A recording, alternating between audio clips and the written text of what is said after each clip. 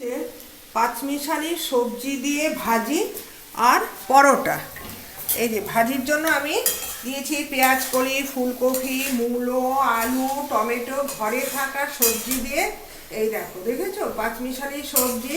এইটা দিয়ে রুটি খেতে অসাধারণ লাগে। আর তার সঙ্গে যদি একটু পরোটা হয়, তা পরোটার জন্য আমি একটু ভেজে নিচ্ছি। বললো মচমচা পরোটা লাগবে, তা ভাজি দিয়ে কিন্তু পরোটাটা বেশি ভালো লাগে। এখানে আরেকটা পরোটা আমার ভাজা হচ্ছে। আবার পরোটাটা হতে হবে লাল লাল, বুঝেছো? এটা হচ্ছে আটা আর ময়দা মিশিয়ে পরোটা করেছি। বেশি ময়দা খাওয়ানোটা নাকি বারবার সবাই বলছে বেশি পরোটা, ময়দার পরোটা কম খাবে। আর যদিও খেতে হয় একটু আটা ময়দা মিক্স করে, কিন্তু পরোটা না লালটাটা ভালো লাগে না।